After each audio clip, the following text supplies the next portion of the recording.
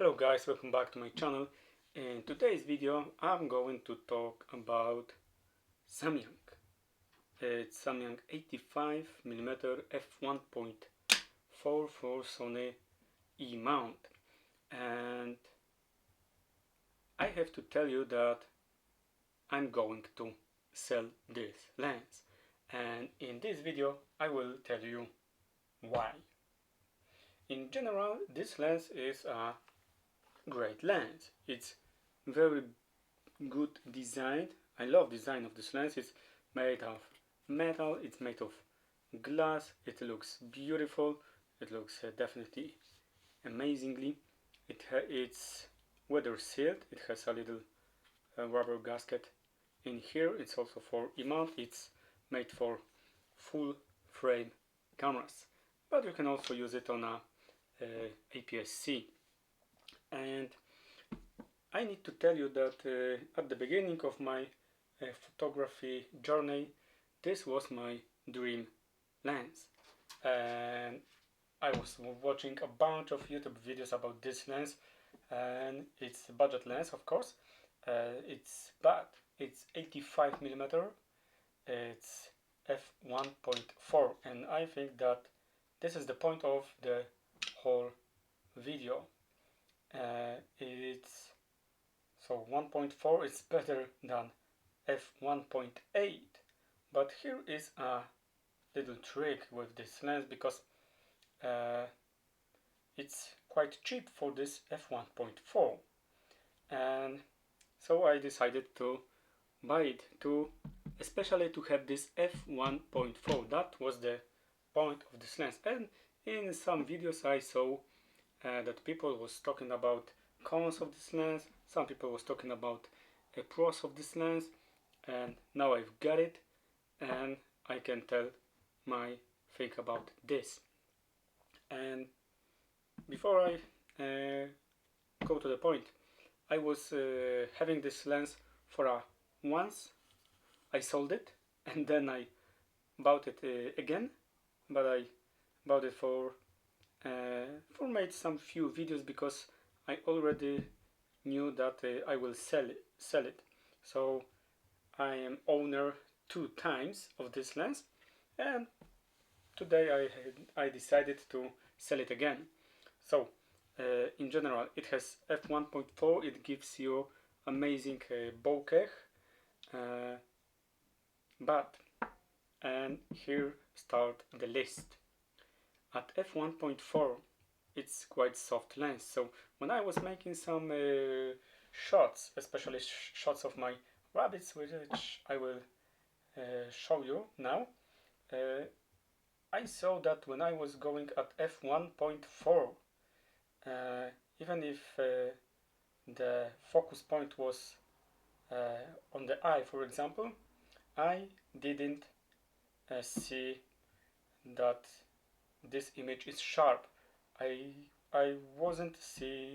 didn't see sharpness on this lens at f1.4, and I had to go about 2.5 or 2.8 to get a sharpness that was satisfying for me. So buying a lens with f1.4 to use it at f2.5 or 2.8, it's not a point, yeah, because satisfying sharpness was at f2.5, 2.8.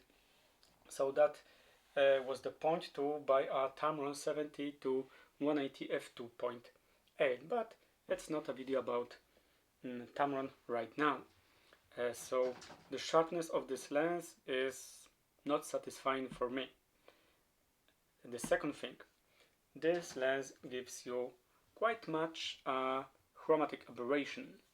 So I will show you some examples of chromatic aberrations with this lens, and it's not quite good controlled, and it's all again about 2.8 or higher to get out of this chromatic aberration, so you have to keep it in mind. Next thing I was comparing this lens to Zeiss Batiste f1.8, which I also bought to test it, and this lens was outperformed for me by Zeiss Batiste f1.8. Zeiss Batiste was better at it has image stabilization, that's one. It's sharper, that's the second thing. It has a better chromatic aberration control, so that's the third thing. It's smaller if it's a thing for you, and the difference between f1.8 and 1.4 it's not so big in terms of low light performance. And also Samyang has some little strange thing, because it's giving a kind of yellow tint to hold your image, so then you have to compete with this in post. Sometimes it's nice, because in some conditions it's give you a nice warm image, but in general it's better to have a normal image than image with yellow tint on the whole frame. So that's the next thing. And the next thing why I'm going to sell it is that autofocus is not good enough in this lens. It's losing focus point a lot of times. It's slow. Again, I was comparing to Zeiss Batiste 85, and autofocus was working much slower, and autofocus is very loud in this lens. So, and if you are going to use autofocus in this lens and you are going to make some videography, the autofocus sounds may destroy your footage, so you have to also keep in mind it. So guys, I like this lens because this was my dream lens at the beginning of my journey in photography, but when I got this lens, when I was testing a little bit of it, I see that it's not so good as I was thinking that it is. So I think that you can get a better lens. I think that if 1.4 is a deal for you, yeah, if this one thing is the most important for you, yeah, f1.4, if that's your deal breaker, I'm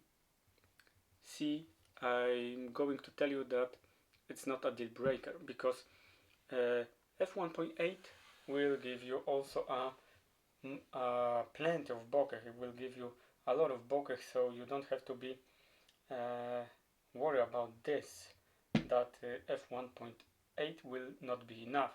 f1.8 will be enough if you are worried about this. So guys, do I recommend this lens or do I hate this lens? Right now I will tell you that I'm recommending, yes, and I'm not recommending this lens. So it's like very often in photography, so it depends. If you need 1.4, okay, you can get this lens, but you have to remember that it's not sharp. It doesn't have image stabilization, so you will not film anything with handheld technique. So that's it. And autofocus can destroy everything. So guys, I recommend getting a f1.8 lens. It will give you a little bit less of bokeh, but you can get better image quality, better chromatic aberration control, better autofocus, and in generally also a very good f1.8 lens. So guys, I'm going to sell it. maybe I will buy it again in the future to test it again, but for today my journey with this lens is going to end. So that's finished. Okay guys, so I'm going to pack it and put it on a internet to sell it. And before this, I'm also going to make some photo session with this lens. So now I've got prepared my table for it, and when I will end this video, I will make some few shots of this lens to sell it. By the way, I'm recording today with Sony E50 f1.8 OSS. So if you guys like this kind of view, if you think that it's good, I really recommend you getting Sony 50mm f1.8 OSS version for APS-C cameras, and I will also make some shots with this lens. Okay guys, so that's enough for today.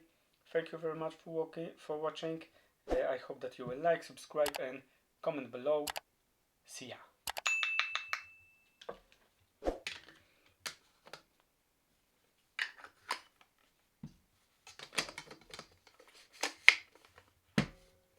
Bye bye.